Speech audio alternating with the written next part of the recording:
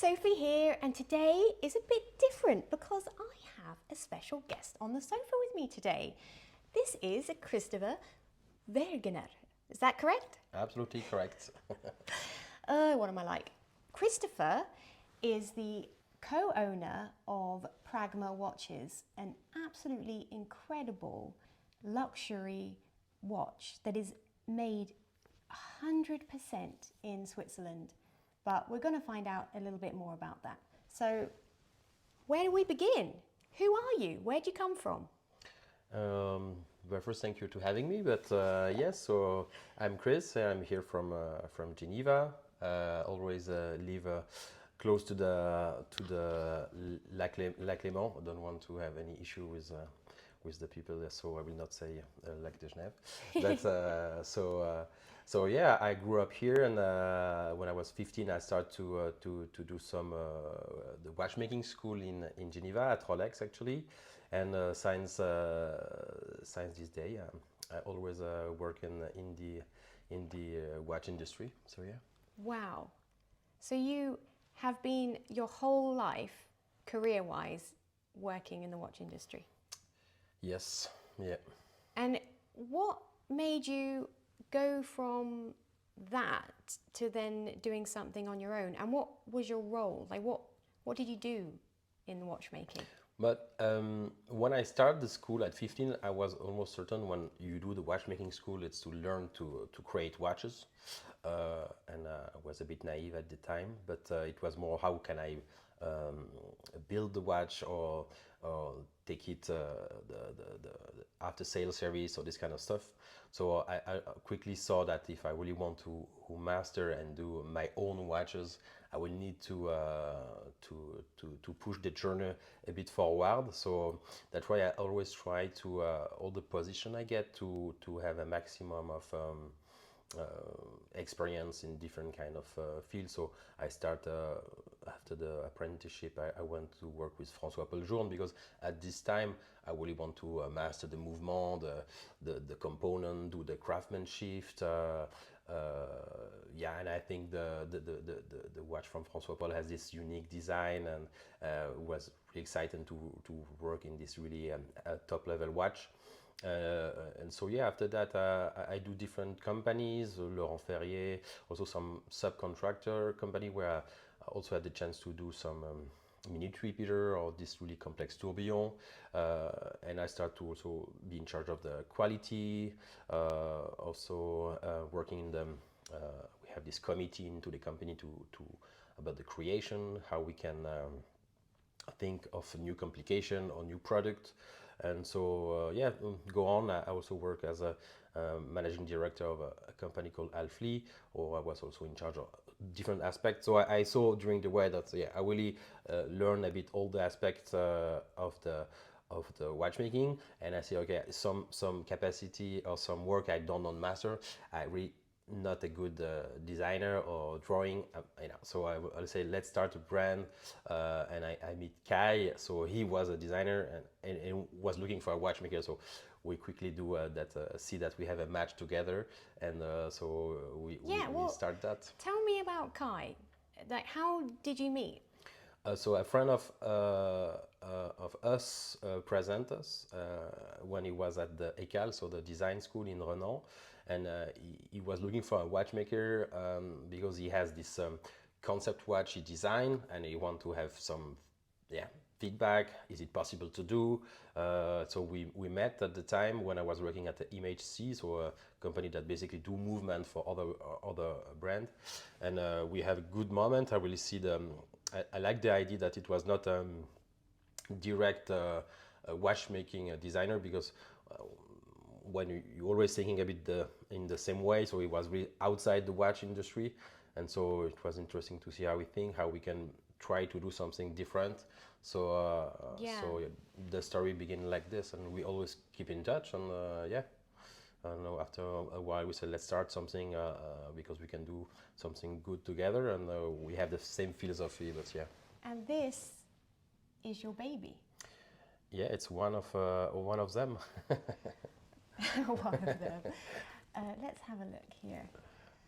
So tell me about your role in this watch. So you obviously know how to make a watch, but did you make this watch? Yes, I also make it, but also in the conception. So we work really close with Kai. He think on some design can we implement in the watch. For example, how we build the case. Also we really want to have this way to put the information in a way it's really discreet, to put the secondary information into the dial to really have the best readability of the time. So the way we also basically integrate the second and the date in some, to have also in a way the new way to read the time, but also to have our own identity in the product. Yeah, and whose idea was it for it to be Swiss made? Like, where did that obsession come from?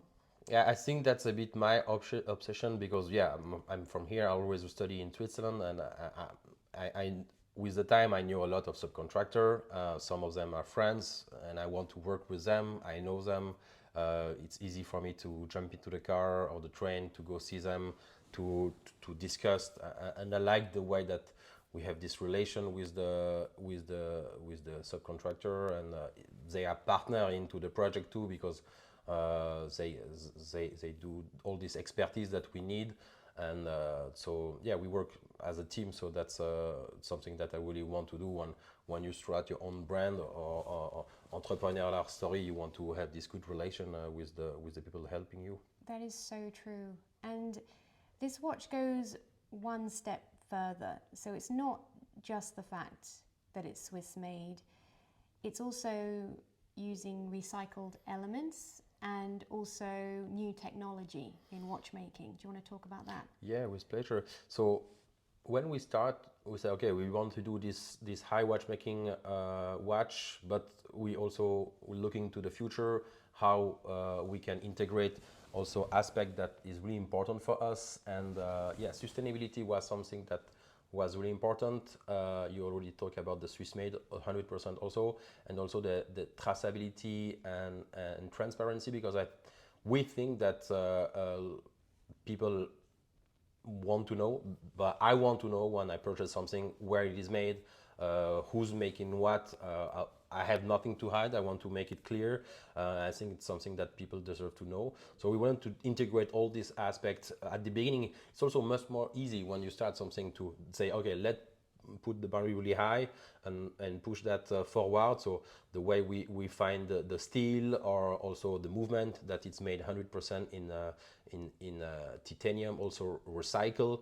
Yeah. So that was important. And of course we do small volume, first series 25 piece. So it's also easy to find this material that of course, if you do 1,000 watt, perhaps will be more complex. So Yeah. we can use that also as a plus for us. So yeah. But is it your intention to always be limited in production? I will say the quality and the craftsmanship push come also, that is more difficult to do really big volume, but it's also when we start something easy for us to do small volume, master everything, take the time to do it right, and for the moment I think it's the best solution for Pragma. For sure. I mean, from my point of view, as you may know, I am very design led in my watch journey. It's aesthetic is the main reason why I love a watch, and I can totally appreciate how beautifully minimalist this is, but there is so many little details in the watch that are just beautifully done. Like, I love how the crown mimics the indices in the break there, and I love the disc used as a small seconds instead of a hand, and you just get this delight of seeing it moving in an unusual but not unusual way, but it's enough to kind of pique your interest and keep you looking down at the watch. I love how you have the unusual date placement, the hands, everything, even down to the polishing. And how is this case assembled? Because it has these unusual parts of polished. So yeah, we when we start to say, okay, let's put the part that we really want to see. It was, we love lugs, we like hands. I like full dials. I love to see also the movement sometimes, but for me, it's really the expression of the watch is this component always: the case, the dial, the hand. So we say, let's make a case that looks simple, but with a lot of detail, and we have this idea to really build the case in 5 different parts, so we can treat them differently about finishing. Some of them are polished, some of them are satiné or circle, and so when we put all the components together, it's look like one classic shape, but all this detail basically is revealed with the light, because the polish, it's always great because the light reveals the polish, and so you really create the silhouette, unique silhouette of the brand, and also the same. So on the side was also to push a bit all this detail, and well, let's create the Pragma silhouette. It's so successful. And at first I thought, when I went to your launch party, I tried it on. Well, I didn't try it on. I looked at it and I was like, wow, those are cool lugs, but they look very sharp. But they are designed in such a way that they hug your wrist but don't touch the wrist. So it's actually very comfortable and so cool. Yeah, it's something I learned when I was at Rolex, because you always say, for example, on a Submariner, this bag that is quite massive, and so it push basically the watch, and it's look like it's a bit levitating. Yeah. So I think we can have sharp edges, but the issue, if it's touched, it's bad. So we have to push the back design to elevate the watch, and you also have this feeling that it's floating, but it's really comfortable and really light, because the titanium movement keep the weight of the watch so low. So the watch is at 62 grams, so it's really nice to wear, and you don't feel it on the steel model, of course. It's a new type of luxury, isn't it? The luxury of not feeling your watch on your wrist. And the movement, I have to say, is absolutely gorgeous. And this kind of sunburst effect on the plate there. Yeah, it was really I don't want to put all the craftsmanship too much. It's something a bit too overwhelmed for the eyes, but to really have the consistency also on the movement that sometimes you don't see. And when I turn the watch, also to see then the TT, what we try to do, always with the same type of finishing. I like to have something on the back that is a bit sandblast, because it's allowed us to all the piece that it's on top of it really to shine more. So that's I'm not a huge fan of perlage, because it's on the movement. I think it's too much too much light go into it and hide a bit. So I really want to have something that is neutral to, when you put the piece on top, really elevate the rest of the watch. And it just creates that very modern effect as well. It feels very fresh, and I love how this is completely as much as you can see of the movement as possible with this rotor. Yeah. It's not even skeleton, it's just a frame. Yeah, but that's the micro rotor, I love it, but it's also usually don't give you the best winding, because it's sometimes a bit too light. So let's put a classic rotor, but make it the more invisible possible, because what you want is to see the movement, not hide basically half of it. Yeah. So that was a bit of the idea we have. But we have to, because the rotor is in titanium, so we have also to put the platinum outside to really get the weight. And also for me that I like, because you have all this, let's say, code of the high watchmaking, for example, the platinum on the rotor, or the gold, or the typical this kind of finishing, or I don't know, for example, the index. I like it in gold because you have this better polish effect. So you can tell straight away that it's in gold, or is this white gold, yeah, and rose gold. So also to have the same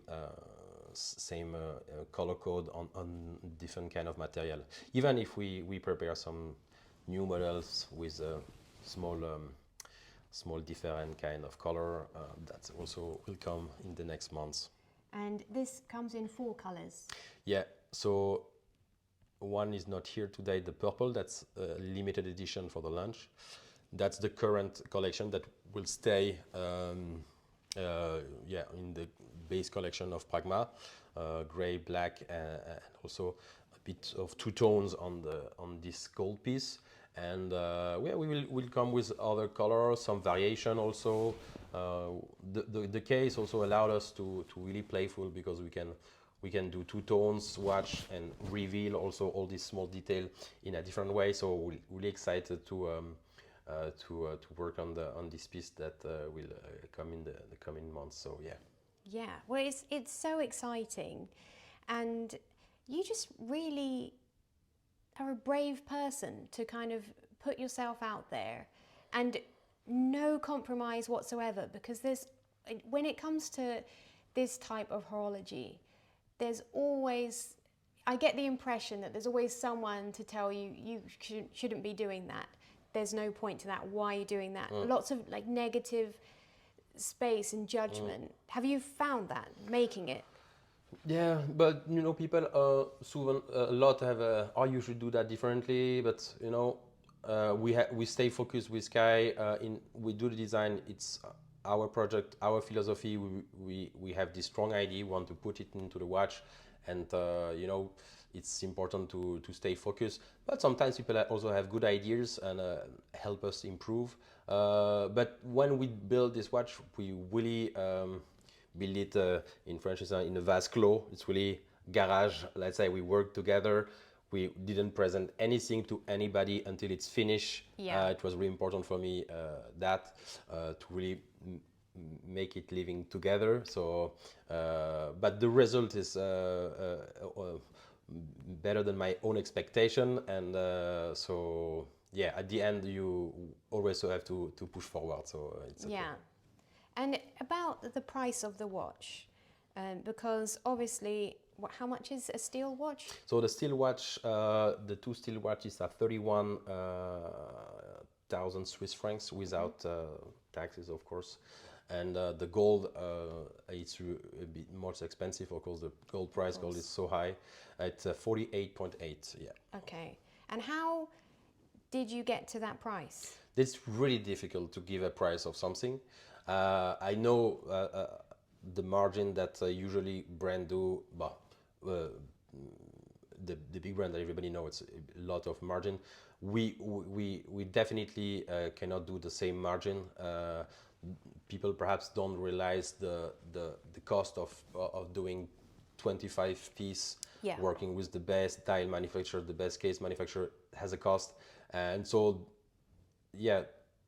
it's really small margin. People has to know that will not definitely get rich doing this kind of price. Yeah. But yeah, you have to put a price somewhere, and that was I think what is the most fair for this kind of watch, and it's also a start. So I think it's good. Yeah. And tell me about the dial. How is that made?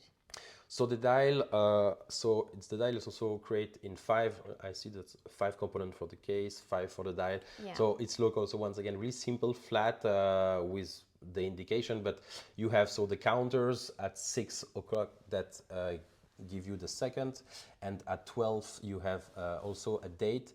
We want to basically change a bit the way we read the date. But usually you have this opening date window at 3 or 4 o'clock, and we want to have something more inspired by the small perpetual calendar, so the small counters with a small date.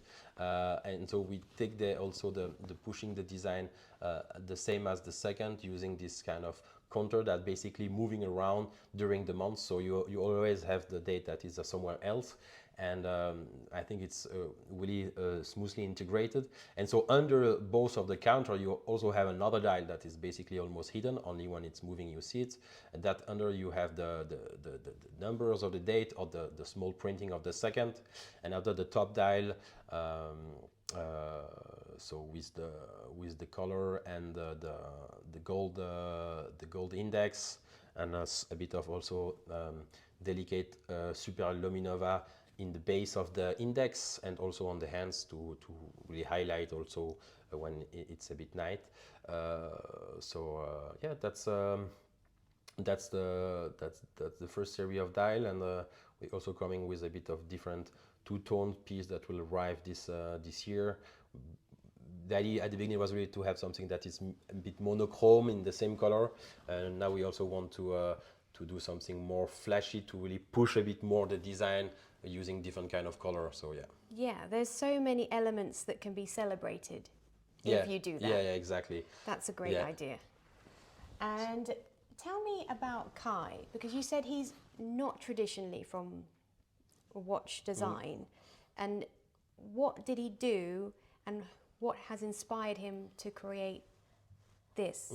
So it's more coming from the industrial design. So basically, he can design almost everything.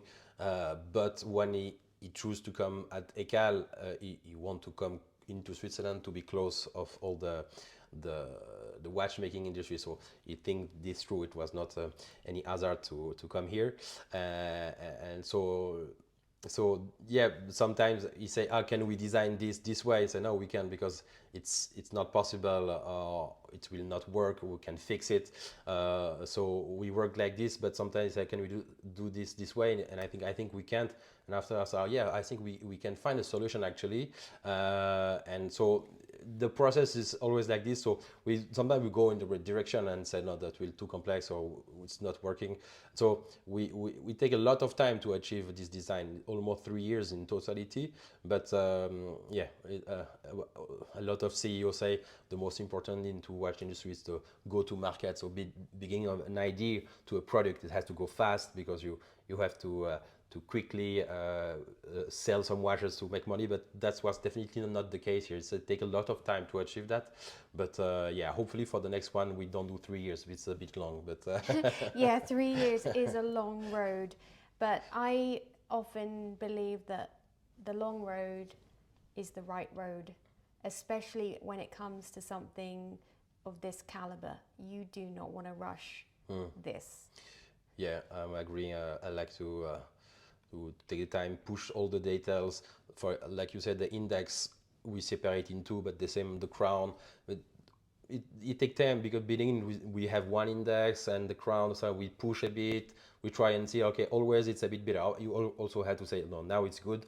We don't go further, but that's the sweet spot, and we're happy with that. So yeah. Yeah. Well, I wish you all the success that you could ever have. You definitely earned it. And by the sounds of it, you're going on quite a tour with your watches. Yeah, the watch make me travel a lot this time, but it's great to meet the public, to share, to really first share the passion we have into watches, and to see to understand what people has to say. It's great. So moving a bit around this year, and yeah, some good city on the map coming on. Yeah. So if you are interested in this watch, I really invite you to check out Pragma, because they are really special and unique in the watch world. And obviously you might need deep pockets to get one, but it's something that I think is the future of watchmaking, and I'm really glad that it's been made. But on that note, I'm going to say bye. Bye bye, merci beaucoup. But yeah, I think that was good. One shot. It's like in the cinema. Yeah. No cut, no.